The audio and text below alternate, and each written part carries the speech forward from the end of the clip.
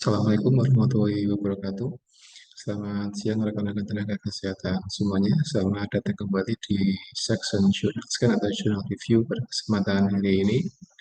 Dan hari ini saya memiliki satu atau dua artikel yang membahas tentang eh, coffee consumption and health. Jadi tentang manfaat kopi bagi kesehatan. Jadi artikel ini adalah artikel review di mana penulisnya ini memilih umbrella review, ya, of meta-analysis of multiple health outcomes.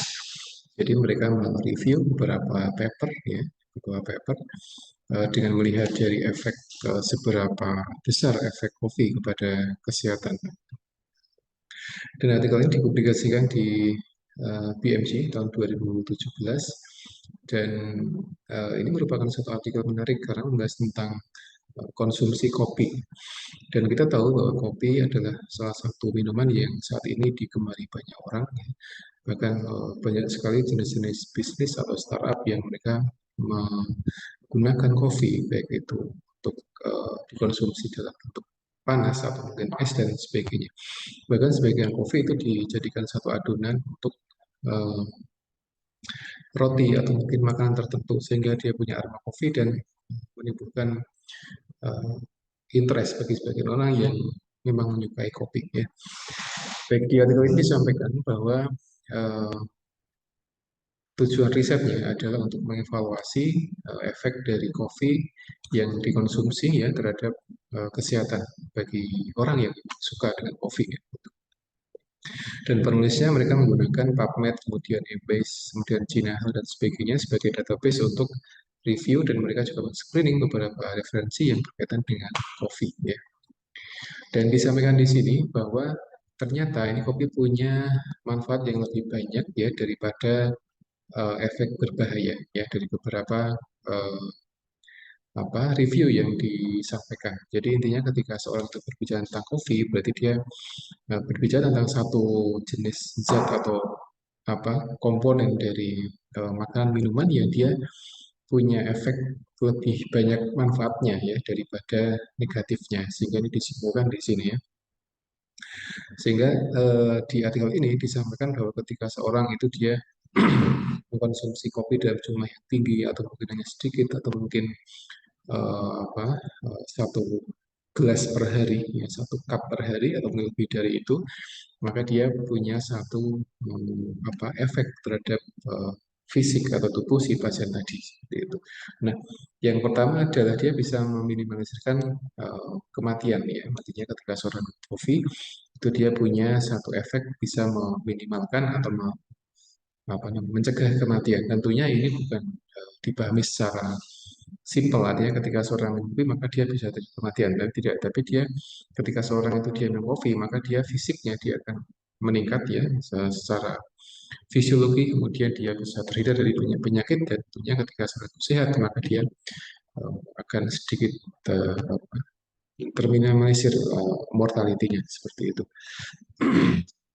Kemudian yang kedua adalah dia bisa meminimalisirkan resiko kematian karena kardiovaskular, dan ini menjadi hal yang sangat spesifik. Jadi yang pertama adalah terkait dengan kematian secara umum, yang kedua adalah kematian karena kardiovaskular, sehingga dapat disimpulkan bahwa COVID dia punya manfaat kepada kardiovaskular, ya. Karena COVID dia mengandung kafein, dan kafein dia memicu kerja jantung lebih cepat, ya, sehingga ketika seorang itu dia kerja jantungnya normal, kemudian dia ringnya adalah standar sesuai dengan fisik tubuh, maka dia bisa menyebabkan jantungnya. Makanya ketika seorang minum kopi, dia jantungnya akan sedikit meningkat, ya, denyut nadinya, kemudian dalam sebagian kasus itu dia akan meningkat karena darah dan lain sebagainya.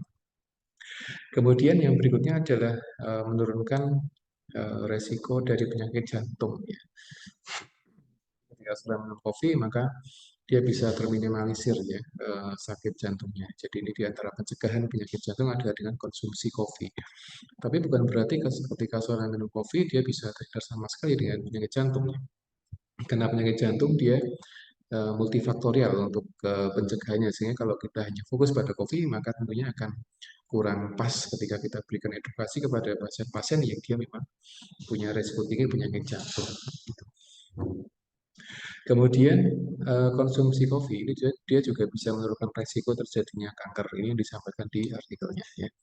Artinya kalau kita ngomongin kanker itu satu penyakit yang sampai sekarang pun menjadi momok bagi sebagian orang. Ya. Ketika seorang punya kanker maka dia akan menurun apa quality of life-nya, kemudian dia bisa terkena penyakit fisik atau mungkin psikologis sehingga ketika seorang itu dia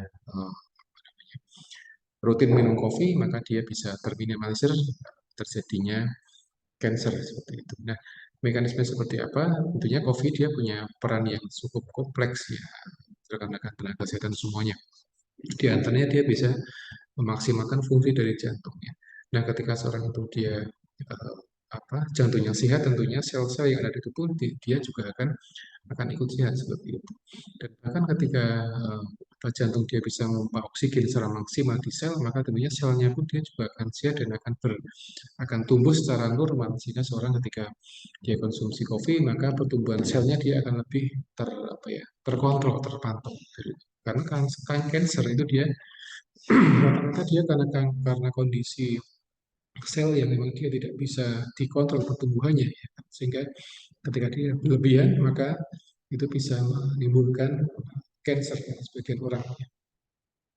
Kemudian kopi ini dia juga bisa menurunkan resiko atau mungkin bisa menurunkan atau mungkin mencegah kelahiran dengan berat badan yang rendah seperti itu ya. Artinya kalau seorang itu dia bisa um,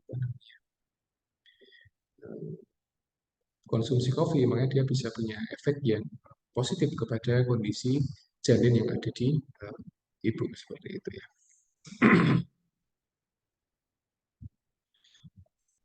Nah, disimpulkan di sini bahwa ketika seorang minum kopi, maka secara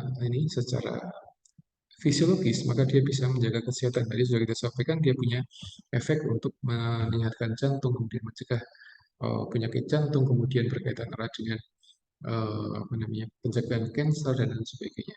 Nah, ini disampaikan kira-kira konsumsi kopi standar normalnya adalah 3 sampai 4 cup per hari ya. Nah, berapakah satu cup per hari? Ini saya punya referensinya.